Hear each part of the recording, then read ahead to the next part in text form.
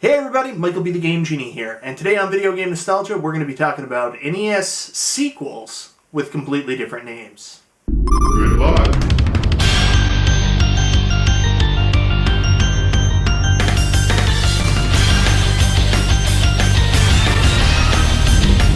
So that's right, today on Video Game Nostalgia we're going to be talking about NES games that were popular enough, they merited a sequel, but for some reason that sequel didn't have the exact same name as the original.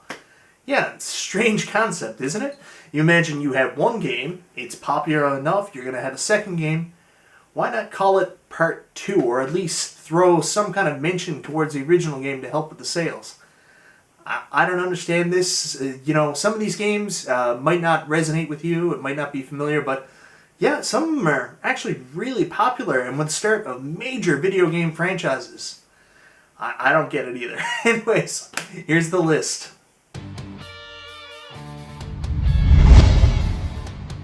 Probably one of the single most iconic games on the NES, everybody knows Contra. In fact, the game is so popular, its cheat code, well, the Konami code, up, up, down, down, left, right, BA start, is etched into the minds of us retro gamers, and you would be embarrassed to try and look it up. Contra, of course, is a run-and-gun platforming game known for its fast-paced action and chaotic difficulty. I say chaotic because it's a one-hit and you're dead kind of game, and literally anything, and I mean anything, will kill you. Small bullet from a turret? Boop, dead. Small bullet from an enemy? Boop, dead. Run into an enemy? Boop, dead.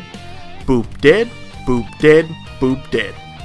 This is why so many of us became familiar so quickly with the Konami code. You needed the 30 lives, like all of them, to beat the game. To be fair, it's not that hard and can be beaten legit with a lot of practice and memorization. You know, get good, but who has time for that?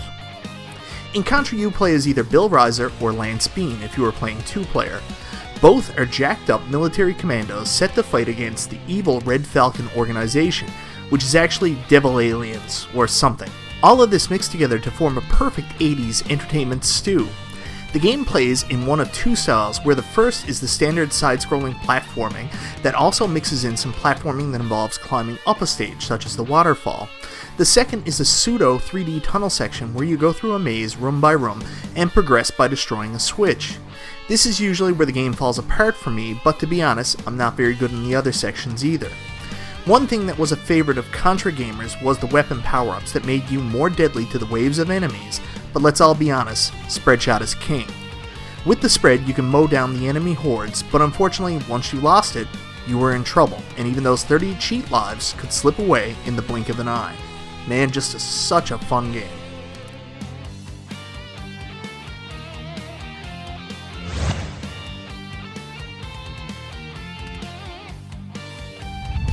So you have one of the most successful and addicting games in the entire NES library. Time to capitalize on that by coming out with the sequel, and then changing the name. This one really confuses me, but to be fair, it is only called Super C in North America. In the arcade, it was known as Super Contra, but when ported home, they shortened it in North America to Super C. Personally, I think Super C sounds cooler than Super Contra. Well, unless it was a 16-bit sequel, that is. Anyways, I cannot explain why they felt the need to not call it Contra. This is essentially the same game. You are once again playing as a jacked up commando trying to save the Earth from a paramilitary group of devil aliens. The graphics look a lot sharper in this one, but not at an expense to the action, as the game plays just as well, if not better, than the original. One glaring omission is the familiar Konami code and 30 lives. In its place is a new code that would give your player 10 lives per continue, which is nice, but I mean, 30 is better. I guess they assumed too many kids could beat Contra with the Konami code and it took away the challenge. I mean, they aren't wrong, and after all these years, I still haven't seen the end screen on this one. The big change for this game was gone were the semi-3D stages that personally I have never liked, and replaced with a really cool top-down style. I love these stages, seriously, they were a treat to play, although I will admit it's some of the most relaxed and easiest I have ever felt in a Contra game. The action was slower and you could basically wipe out the whole screen with the spread shot, but that doesn't mean they weren't still challenging. Honestly, of the games we are covering today that change the names for the sequel, Super C is the closest to the original name. Overall, the game was still a success for Konami, and I don't think anyone didn't associate the C in Super C not belonging to Contra. It's just weird not to use the name itself.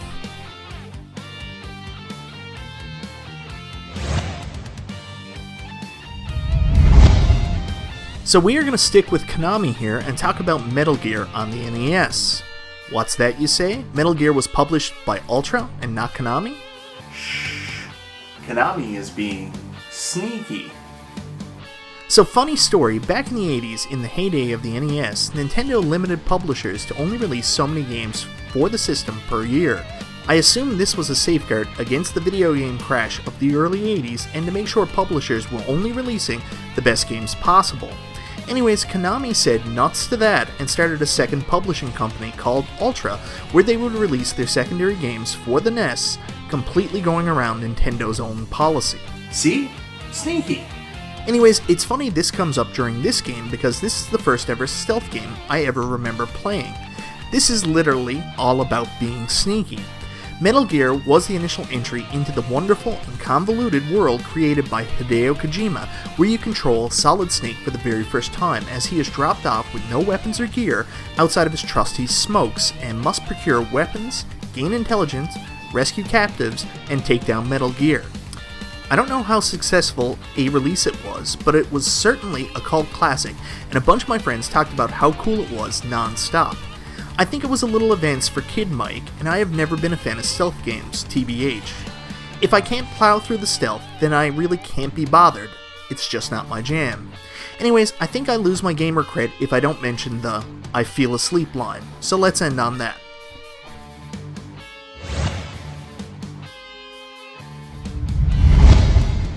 Two years later in North America, we got Snake's Revenge, which of course is the sequel to Metal Gear, but not called Metal Gear 2, for whatever reason. Let's be honest, both names are kinda badass, and could be a metal band or a wrestling move. Really freaking cool names. This game did not involve Hideo Kojima. He did go on to make Metal Gear Solid 2, Solid Snake, a true sequel that was only released in Japan. Us North Americans got Snake's Revenge, which was a Metal Gear game specifically designed to cater to Western audiences. I guess they assumed Kojima's concepts would be too foreign for Western audiences. Well, his concepts are, but for some strange reason, we still eat them up. As I mentioned before, I am not a stealth game guy, and have a hard time enjoying games of this nature. I don't know if you have noticed from the gameplay in both of these games, but I kinda suck, and I'm doing the best I can to get as much footage as possible. I will say personally, the first game, Metal Gear, feels much better to play and seems like the more enjoyable game. I'm really trying to enjoy Snake's Revenge, as it's essentially the same game. It's just kinda shittier for some reason. I can't really put my finger on it, but I don't feel it controls as smooth, and I am having some trouble grasping the nuances of the stealth. The big change for me with this game was the alert setting. Once your cover is blown, and believe me, it will always be blown if you're as bad as I am at the game, you must defeat 3 soldiers to return to stealth status. You can do so with your fists, knife, or even a gun. This is where I fall apart because I just can't seem to grasp the combat and I'm not making the contact I want with either weapon and my energy drains too soon. It's just not as good as the first game, something Hideo Kojima has said himself, describing it as not a bad game, but not a good one either. Maybe it is best that it didn't carry the Metal Gear name.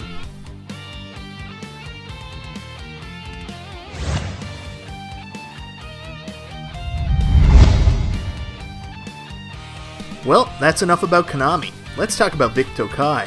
Oh baby, am I so very excited to finally be talking about Vic Tokai NES games. Golgo 13 is a franchising character I am in no way familiar with and completely skipped this game growing up. It's a shame too, because while the graphics in this game aren't the most amazing thing in the world, this is a pretty fun game with some really cool features and a pretty interesting special agent story. Golgo 13, also known as Dick Togo, is based off a popular manga in Japan, and since I am culturally inept, I have never heard of it before. Basically, he is like the manga James Bond, just maybe a little cooler, with some more far-fetched storylines. He is very big in Japan apparently. The game starts off as a very basic side-scrolling platformer. That is okay, but not amazing to play when all of a sudden a gun appears on the front of the screen and shoots at you, and you are transformed into a first-person shooting mode. That's right, this game is a multi-genre game, which I absolutely love when done right, and it's done right here. You move in and out of the shooting stages until level 2, where all of a sudden you are flying a helicopter and blasting down enemies. This game has as many twists and turns as the plot. Something I really want to focus on is how cool are these cutscenes and character narrative sections used to advance the plot. And last but not least, oh my god, is the music ever good in this game. If you are a person that loves video game music, I strongly suggest you check out Golgo 13. Overall, this is a very impressive game that I think was sadly overlooked due to the obscure nature of the source material in North America.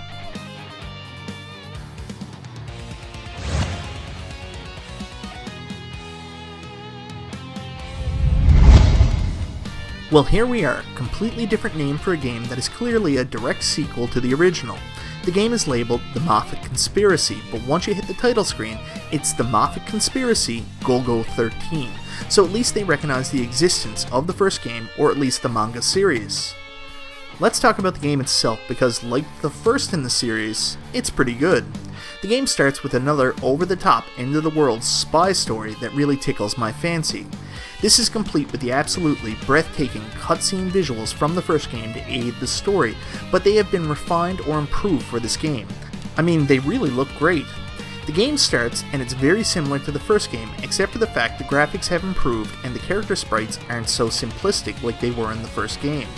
The graphics aren't the only thing that has improved, as the game, while playing similar, seems to play much better, as Golgo 13 now moves and attacks much more responsive and fluid. Of course, I was blown away by the music from the first game, but the music for the second is honestly just as impressive. Seriously, you need to check these games out. Overall, this is another great game, and it's sad that it wasn't more successful in North America. Was it because they didn't try to capitalize on the branding from the first game? No, of course not, as the first game wasn't a massive success in North America either. I assume them not using the Golgo 13 name on the second game was because they just didn't think Golgo 13 manga and brand resonated with North American audiences. It's a real shame because both the games are pretty cool, and you should definitely take the time to check them out. Guys, I cannot tell you how excited I am. I got to talk about Vic Tokai on today's video. You have no idea. I've been talking about Vic Tokai forever, and I don't think I've ever got to do a video where I really got to mention him other than maybe like a NES Complete Collection Chronicles just in passing. I got to talk about Vic Tokai in one of these videos today. I'm a very excited man. Anyways, so those were, NES game sequels with a completely different name. Super C, that's a little bit of a stretch. I don't understand why they just didn't call it Super Contra. Metal Gear, Snake's Revenge, Bizarre, and Golgo 13, the Mafat Conspiracy. I have no idea why they did that. I'm not 100% sure, but I think that's all of them on the NES. When I originally came up with the concept for this video, it wasn't just going to be NES. It was actually just going to be video game sequels with completely different names, because I really got stuck on thinking about a game on another system. Bonus points for those of you who can guess what it is. Anyways, if I did miss some, and you can think of them, NES games where the sequel had a completely different name, let me know. There's a very strict rule to this. It has to be a video game sequel on the same system. So it can't be like, what's an example? Oh my god, Faxanadu. Faxanadu is a sequel to another game series that was on, I think it was the Japanese Famicom or another system before it came to the NES. So that's not an example I'll take. So it has to be something released in North America, a game on the same system. So, hit me with your best. Maybe I missed some on the NES. I'm not perfect. I'm making this stuff up as I go, right?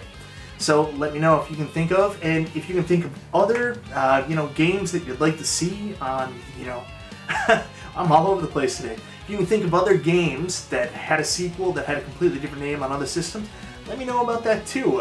One, for example, might be Zombies Ate My Neighbors, and then what was the next one afterwards? Ghoul Patrol. That's a good example. So if you can think of any you'd like to see me do in a future video, it might not be system specific, it might just be sequel specific, let me know and I can do that too. Anyways, I hope you guys enjoyed today's video. This is MichaelBtheGameGenie, and I'll talk to you next time.